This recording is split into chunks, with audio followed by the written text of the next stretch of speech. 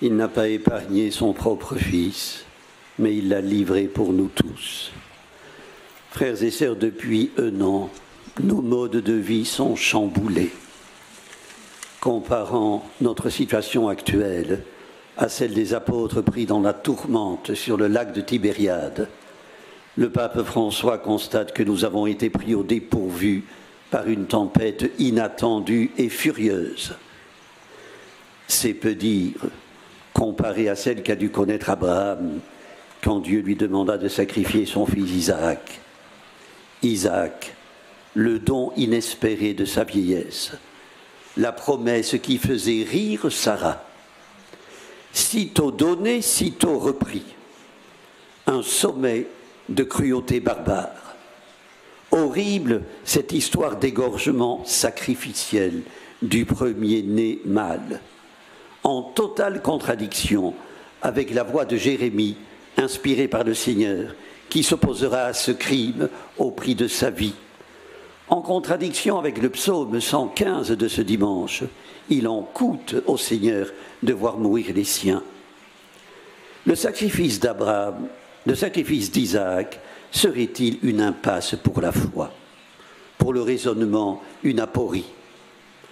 Frères et sœurs, en rigueur, rien n'autorise à poser ces questions. Ce sont des supputations qui n'ont rien de rationnel, qui ne sont qu'émotionnelles. Abraham a-t-il vécu la nuit obscure de la foi? Les textes n'en disent rien. Certes, dans ce récit, Abraham va aux confins de l'insurpassable. Son obéissance fait frémir. Il s'exécute sur un mot d'ordre sans broncher, ignorant tout du gage attaché au sacrifice de son fils. Mais le lecteur, lui, sait que Dieu met à l'épreuve Abraham. Il en est averti dès le premier verset du texte. Et s'agissant d'une épreuve, elle ouvre sur un dénouement, et c'est le dénouement qui importe. Il est double. Il n'est pas déceptif, Isaac est épargné, il est gratifiant, Dieu s'engage dans une nouvelle promesse en récompense de la foi d'Abraham. La route de Moria, c'est la route du Dieu qui pourvoit.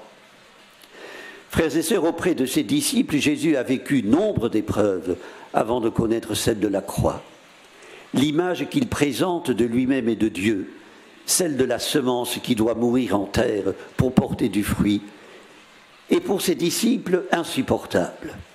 Dieu est le Seigneur de gloire qui renverse les ennemis. Cette incompréhension explique le vif échange que Jésus a eu 6 jours avant la transfiguration avec les apôtres, après qu'il leur eut annoncé l'imminence de la passion. Que le serviteur souffrant et rejeté doive entrer dans la mort avant de retrouver la lumière est trop dur à entendre. Pierre est allé jusqu'à rabrouer son maître. Cela lui a valu d'être appelé Satan. Rude manière de mettre les points sur les i. Pierre a des idées trop à lui. Il lui faut entrer dans la révélation de son Seigneur. L'occasion lui en sera donnée ainsi qu'à Jacques et Jean, sur une haute montagne. C'est l'évangile de ce dimanche. L'épisode est majeur. La liturgie le reprend chaque année durant le carême.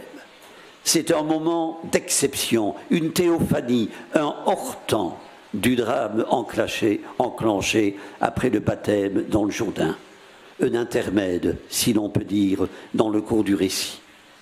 Le doute, l'angoisse font soudainement place à l'éblouissement.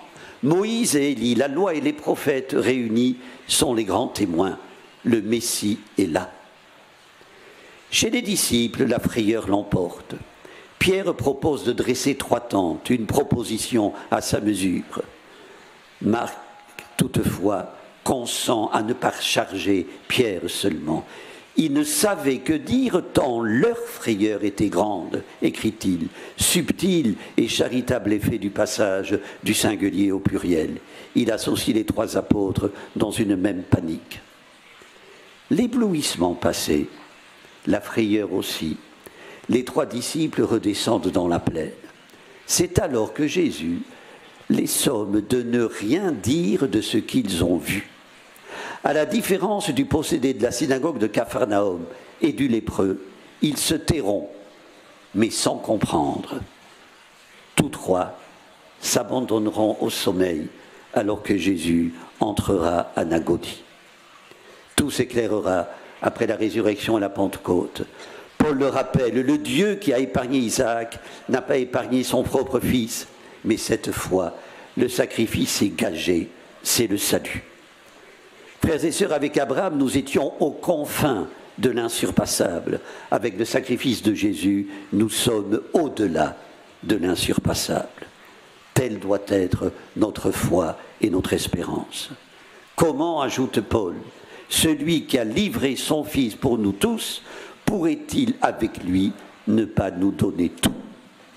L'apôtre qui a connu tant d'épreuves physiques et morales parle d'expérience. Il sait que Dieu est toujours à nos côtés, même quand il demande à Abraham de sacrifier son fils. Frères et sœurs, une grande figure spirituelle du siècle dernier, la vénérable Madeleine Delbrel, disait que le chrétien missionnaire, mais c'est vrai de tout chrétien, est celui qui doit marcher sur de l'inébranlable et de l'inchangeable et sur un tracé imprévisible. À ce titre, nous sommes dans la filiation d'Abraham. Frères et sœurs, faisons dans les épreuves que nous traversons le tri entre ce qui importe et ce qui passe. Séparons ce qui est nécessaire de ce qui ne l'est pas. Mobilisons notre discernement, réorientons notre route, les yeux fixés sur la montagne de la transfiguration. La voix qui troue la nuée, figure de Dieu présent et caché, convoque l'univers. Celui-ci est mon fils bien-aimé, dit-elle, écoutez-le. Brisons la chape de résignation et de désespoir qui nous recouvre. Redonnons, dans l'espérance, fraîcheur, douceur et lumière à un monde défiguré par les illusions, les convoitises, les peurs et les cruautés. Retrouvons le goût de la solidarité dans l'épreuve. Laissons l'inébranlable et l'inchangeable refigurer notre quotidien. Amen. Prions le Seigneur.